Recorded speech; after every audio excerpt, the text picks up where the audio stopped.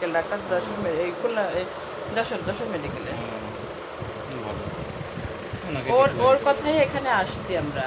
তারপরে আবার ও এখানে তো সিরিয়াল করা সেই ধরো টাপ। পরে ওর আবার পরিচিত, আমরা তো ঢাকায় ছিলাম অনেকদিন, পরে ওর পরিচিত স্যারেরা ছিল, স্যারেরা আবার এখানে মানে এই করে দিছে। থাক, পরে ফোন দিও, কাটি দিলাম, কাটি নিয়ে এমনি করে রাখলাম। এখনো লাগেনি? না লাগবে কেন, একটুও লাগবে না ব্যাপার।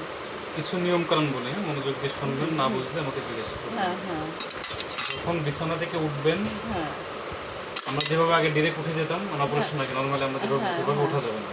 আপনাকে আগে এক পাশ হইতে হবে, এক পাশ হয়ে পুনিয়ে ভর দিয়ে আস্তে আস্তে উঠতে হবে। আবার যখন শুইতে যাবেন তখনও সেম, আগে হচ্ছে বসবেন, বসে বেলটা খুলে এক পাশ হয়ে আস্তে আস্তে পুনিয়ে ভর দিয়ে শুয়ে পড়বেন। মেন কথা হচ্ছে আপনার এই কোমরে কোনোভাবে প্রেশার দেওয়া যাবে না, ভারী কোনো জিনিস তুলতে পারবেন না, নিচু হয়ে কোনো কাজ করতে পারবেন না। এটা মোটামুটি 2 থেকে 3 মাস। নামাজের যে ব্যাপারটা সেটা আপনি চেয়ারে বা টেবিলে যেভাবে পরে ওইভাবে করতে পারবেন।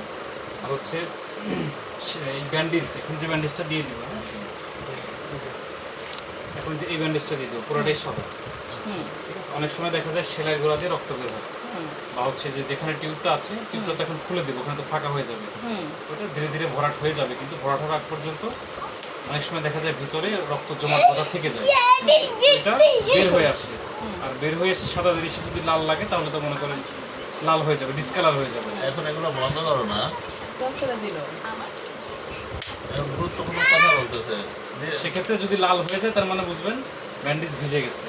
আর ব্যান্ডেজ ভিজে গেলে অবশ্যই ড্রেসিং করাইতে হবে, ঠিক আছে? আর যদি ব্যান্ডেজ সাদাই থাকে আর ড্রেসিংয়ের দরকার হবে না, ডিরেক্ট সেলাই করবে অপারেশন থেকে। যতদিন লাল হবে ততদিন ড্রেসিং করা লাগবে। লাল নর্মালি হয় না, অনেক সময় দেখা যায় হয়। যদি হয়ে যায় সেক্ষেত্রে ড্রেসিং করতে হবে।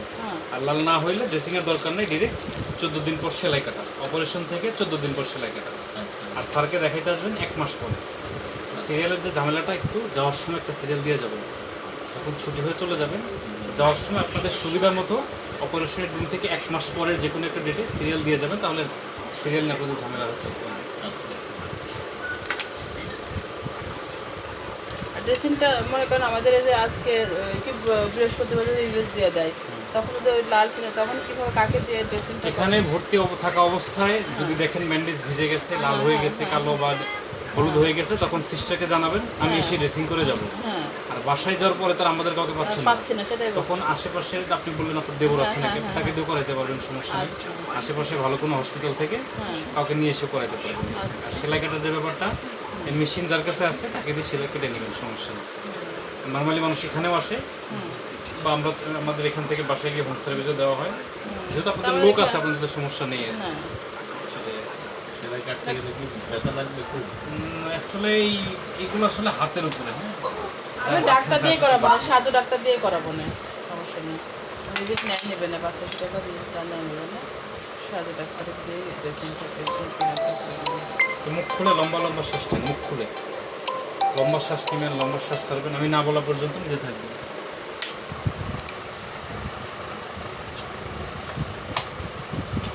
আশ্চর্য ছেলে, হ্যাঁ। লম্বা শ্বাস, লম্বা শ্বাস না, লম্বা শ্বাস, লম্বা শ্বাস,